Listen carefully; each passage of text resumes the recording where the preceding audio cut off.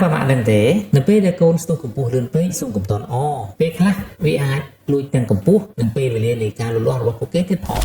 ប៉ាម៉ាក់គាត់មានអ្នកកូនអ្នកចិត្តខាងកូនគាត់ខ្ពស់ជាងហើយគាត់សប្បាយចិត្តថាលូតលាស់ល្អចឹងតែពេលក្រោយមកកូននឹងមកទីលូតលាស់យឺតជាងហ្នឹងពាក់តទៅមួយបញ្ញាគេដែរបាទជាការពិតណាគឺ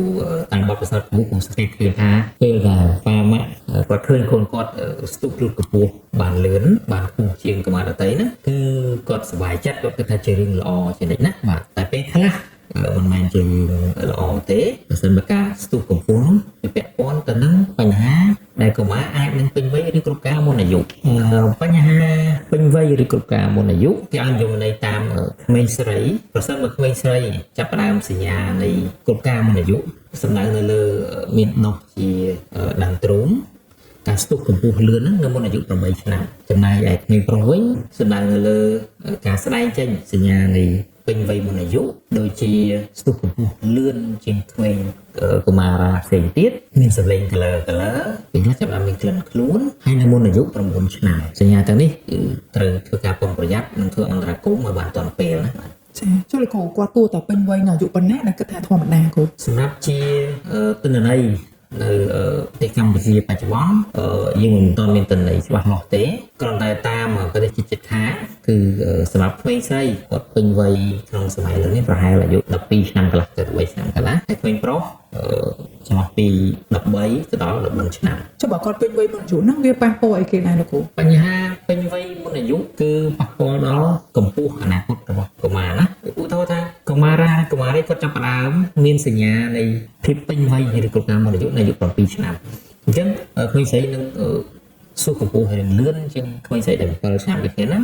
ហើយចាប់ផ្ដើមមានដើមទ្រូងដោះដើមទ្រូងអញ្ចឹងទៅក្មេងប្រុសចាប់ផ្ដើមស្ទុះកម្ពស់អញ្ចឹងដែរគាត់បែកសម្លេង color មានជាក្លិនខ្លួនពេលខ្លះមានចាញ់បោកយល់សពអីហ្នឹងនៅអាយុ7 8ឆ្នាំគឺអត់តល្អដោយសារតែបើគាត់ចាប់ផ្ដើមពីអាយុ7 8ឆ្នាំគាត់នឹងស្ទុះបានលឿនរហូតដល់អាយុប្រហែលជាអាយុ11ឆ្នាំឯហ្នឹងគឺកម្ពស់របស់គាត់នឹងលែងលូតទៅមុខហើយគឺនៅពេលដែលកុមារឯងគាត់ចាប់ផ្ដើមគេហៅថាកុកាឬក៏មរណៅហើយបើក្មេងប្រុសវិញគឺគាត់ពេញវ័យអស់ចឹងមកគាត់អស់លូតកម្ពស់ហ្នឹងណាអញ្ចឹងគឺត្រឹមបើចាប់ផ្ដើមពី7ឆ្នាំដល់11ឆ្នាំអីគាត់អស់លូតលាស់អញ្ចឹងការពី7ឆ្នាំហ្នឹងគាត់ខ្ពស់ជាងគេយ៉ាងល្អពេលហ្នឹងសុបាយចិត្តណាហើយដល់ពេល11ឆ្នាំសិតតែកូនហ្នឹងលែងលូតលាស់ទៅមុខទៀតឧទាហរណ៍ថាគាត់នៅសល់តែគាត់បានតែត្រឹម1.48ពេលស្រីឬក្មេងប្រុសខ្លះបានតែ1.53អីជាដើមនៅអាយុប្រហែលជា11ឬ11ជាងឯណាគាត់លែងលូតកម្ពស់ទៅមុខទៀតដែរអញ្ចឹងអាពេលនោះដែលហៅថាបើសិនជាយើងអត់ចែកចាយចំណេះដឹងអំពីភាពពេញវ័យមុនអាយុនេះទេគឺគាត់សប្បាយចិត្តពីដំបូងប៉ុន្តែគ្រូ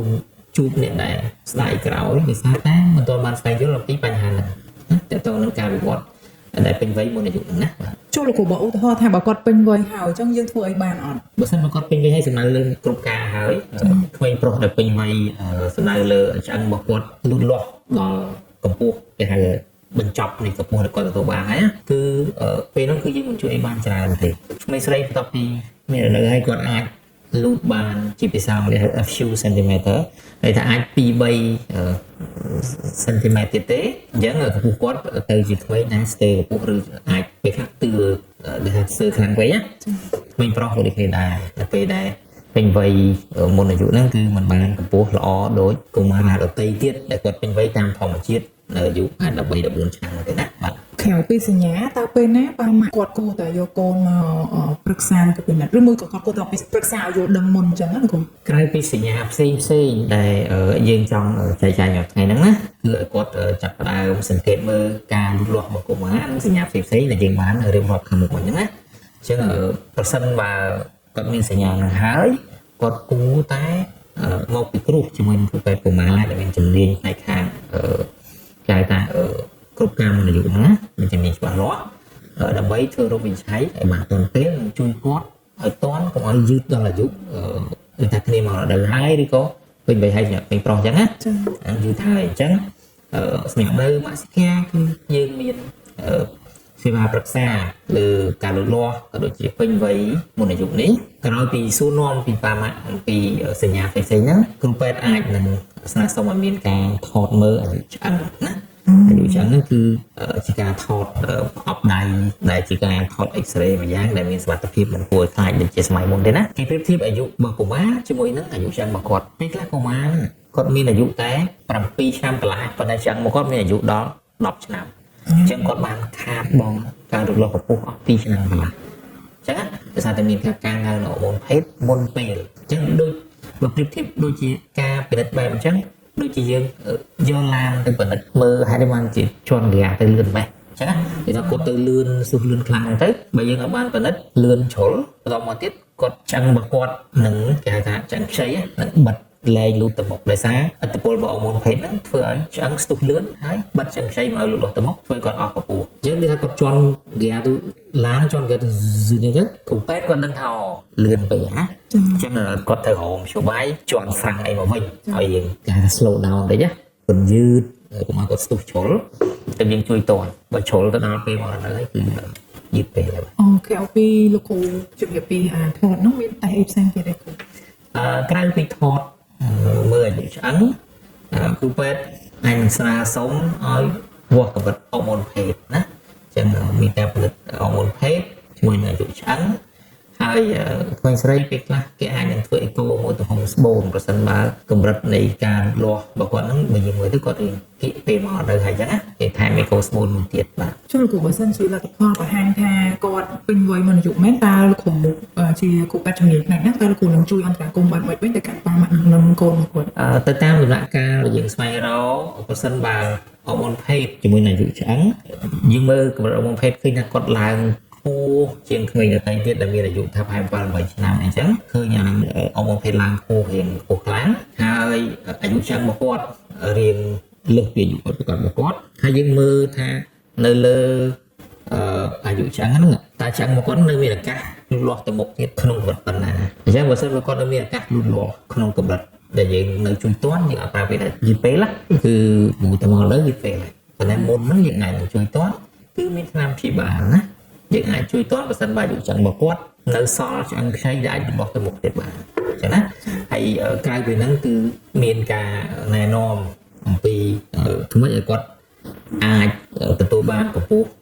ជាអតិបរមាតាម potential របស់គាត់អាចទទួលបានអញ្ចឹងណាដូចជាមានជាលំហាត់5ផ្សេងៗហើយគាត់គេឲ្យបានស្ងប់ហើយជាពិសេសក្នុងលើអាហារូបត្ថម្ភគាត់គួរតែញ៉ាំអាហារូបត្ថម្ភដែលសម្បូរដោយជាតិវីតាមីន D កាល់ស្យូមម៉ាញ៉េស្យូមសង្កសីប្រូតេអ៊ីននិងបន្លែបៃតងជាដើមណាបាទមកពីប្រភេទសាច់ឬក៏អាហារចាក់អរម៉ូនចូលឬមិនអាហ្នឹងលោកគ្រូបន្ថែមមកពីហេតុផលណាកត្តាការឡើងនៅការពេញវ័យមុនអាយុហ្នឹងគ្រូតើតើទៅនឹងការស្រាវជ្រាវអំពីមូលហេតុអីបានជាកុមារាឬកុមារីសម័យឥឡូវនេះគ្រប់ការមុនអាយុច្រើនណាគឺទាំងគ្រប់ប្រទេសទាំងអស់មិនថាតែកម្ពុជាយើងក៏ដូចជាប្រទេសផ្សេងៗនៅតំបន់ជិតខាងឬទូទាំងសកលលោកតែម្ដងគេឃើញមានការកើនឡើងនៅក្មេងដែលមានបញ្ហាពេញវ័យមុនអាយុនឹងមែនណាប៉ុន្តែមូលហេតុពិតប្រាកដតែមួយហ្មងហ្នឹងដែលគេព្យាយាមស្វែងរកថាដើម្បីប្រាប់ឆ្លើយតបទៅនឹងសំណួររបស់ប៉ាម៉ាក់តែចង់ដឹងអញ្ចឹងណាមូលហេតុវាមានច្រើនដែលគេរកឃើញទៅគឺវាតាក់ទងនឹងវាខ្លះតាក់ទងទៅនឹងការប្រើហូម៉ូននៅលើលេអីមួយចំនួនដែលប៉ាម៉ាក់ជាអ្នកលាបប៉ុន្តែកូនទៅប៉ះអញ្ចឹងក៏ឡើងលេមួយចំនួនគេដាក់ហូម៉ូនភេទនៅហ្នឹងទៅគាត់អាចមានបញ្ហាទទួលយកហូម៉ូនហ្នឹងមុនទៅធ្វើគាត់លូតលាស់លឿនពេញវ័យមុនអាយុដែរអញ្ចឹងមិនរាល់ថ្ងៃហ្នឹងបើនិយាយខ្លីវិញគឺមូលហេតុគឺកំពុងតែបន្តស្វែងរកមិនទាន់ឃើញអញ្ចឹងមិនទាន់អាចការពារបាននេះទេគាត់ថាដឹងជាតម្រុយខ្លះគេហៅថាក្នុងផ្នែកពេទ្យគេហៅថា hypothesis អញ្ចឹងគេធ្វើជា hypothesis ដើម្បីសិក្សាបន្តប៉ុន្តែមូលហេតុតែមួយហ្មងដែលប្រាប់ហ្នឹងគឺស្តៀងទៅនឹងថាហេតុអីបានជាមនុស្សកើត COVID នៅតែបន្តស្វែងរកថាហេតុអីមកដល់ឥឡូវមានមនុស្សពោះតាក់សារ COVID រាប់លាននាក់ប៉ុន្តែរកមិនទាន់ឃើញច្បាស់ថាហេតុតែមួយថាអ្វីជាអ្នកប្រកបដើមនៃធ្វើឲ្យមានការផ្ទុះឡើងនៃ COVID ទូទាំងសកលលោកចា៎គ្រូចង់បកស្រាយផ្នែកនឹងពាក់ព័ន្ធគ្នាទៅលើ genetic របស់ប៉ាគាត់អីអត់គ្រូបាទវាមានការពាក់ព័ន្ធដែរសម្រាប់ gen ដែលគាត់ទទួលជាទៅកុមារាឬកុមារីគាត់ទទួល gen មកខាងពីខាងប៉ាមកខាងពីខាងម៉ាក់អញ្ចឹងណាអញ្ចឹងក្មេងស្រីគាត់ XX ពីខាងនេះហ្នឹងទៅហើយក្មេងប្រុស XY ទៅវាហៅ XY តាមអង់គ្លេសអញ្ចឹងណាកាលពីមុនគេគិតថាកតា Z ហ្នឹងជាកតាធំ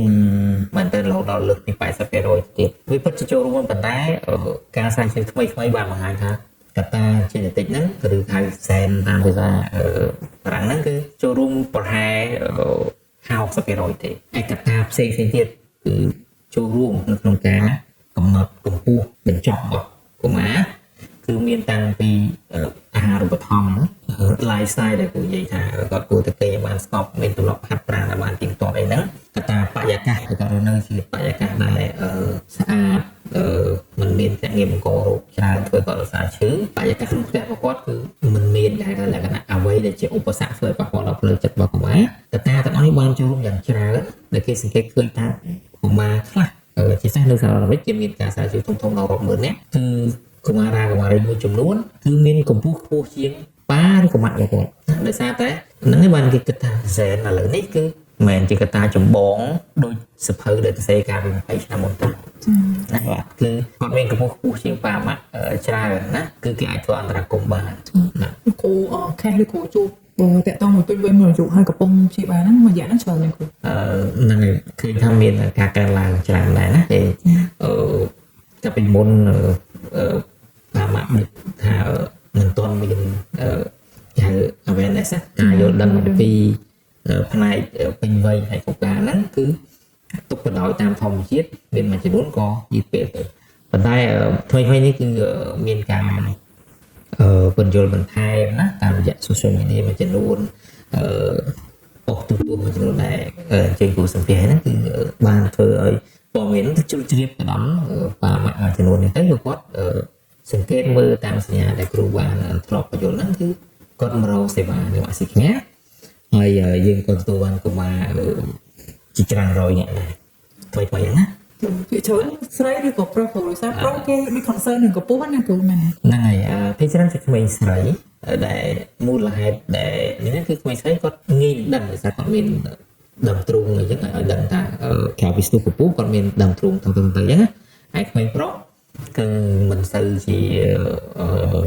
ច្រើនទេគឺគាត់ចង់យឺតគាត់មកណាតែយឺតដោយសារគាត់ដូចថាស្ទុះកម្ពស់ពីត្បូងហ្នឹងគឺគាត់អត់សូវបានចាប់អារម្មណ៍ទេណាតែលើមកមានតាំងខ្លួនរហូតដល់ពេលខ្លះគឺ